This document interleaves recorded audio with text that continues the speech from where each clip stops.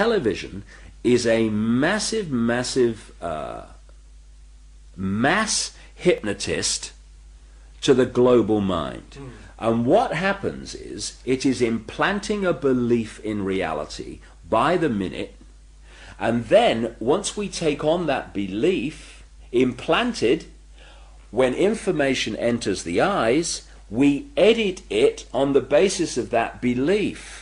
And so what the global population is subjecting or is subjected to, suffering from, is actually literally mass hypnosis.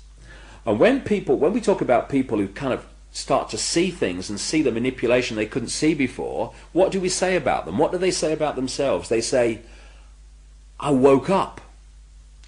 Exactly what they've done. When people start to go, hey, I can see it now, it's like someone has gone along, like the hypnotist, and clicked their fingers, and it's like, oh, I can see it now. Mass hypnosis. And that is the greatest hypnotist on the planet, and that's the basis of why it was created. And when you start to research the subliminals in advertising and television, what staggers you is not what they do and what's there, but the scale of it. I mean, it's like our consciousness is being hit by an explosion of this stuff. Because you see, this is another interesting point. Experiments have shown that about 1.5 seconds before the conscious mind decides to take action, move its arms or whatever, speak, 1.5 seconds before it consciously decides to do that, the electrical signals have begun in the brain to do it. For me, the conscious level is the experiencer and observer of reality, but the subconscious is the creator of it, the generator of it. And this is why the Illuminati want the subconscious mind through subliminals. What does subliminal mean? It means below threshold. It's below the threshold the conscious mind picks up, but the subconscious mind picks everything up like a sponge. And therefore they are planting these thoughts into the subconscious, which then filter down into the conscious, and we think we're having our own thoughts, when actually they're implanted thoughts done at a subliminal level.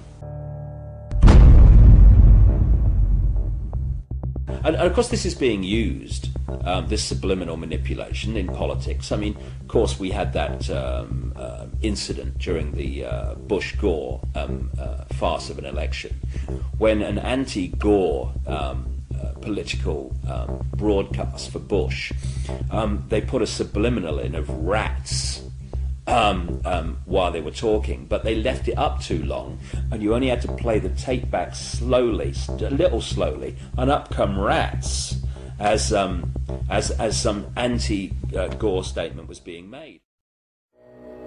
People think that hypnosis is some mysterious, esoteric thing, and it's not. It's just simply a mental transaction in which a person has focused their attention.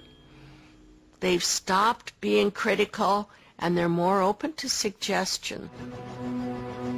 If someone is looking for people to hypnotize, they know that 85 out of 100 are going to be able to go into some level of trance. Hypnosis is a natural way of inducing a trance-like state, and we all have the ability to enter into trance.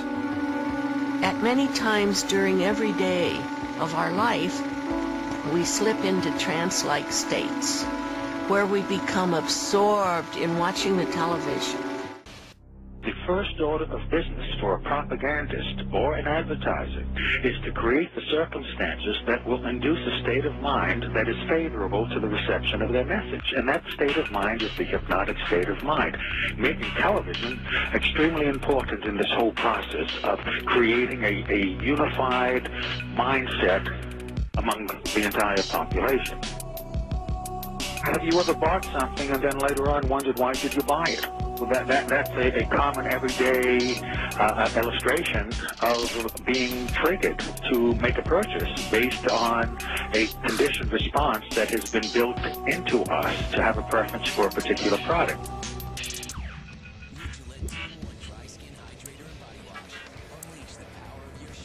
That is the whole point of programming, whether it be by an advertiser or a propagandist. There's really no difference between the two. One's selling products, the other is selling ideas. The whole point is to build into us a conditioned response where we will respond automatically without thinking, with a preference for a particular idea or preference for a particular product.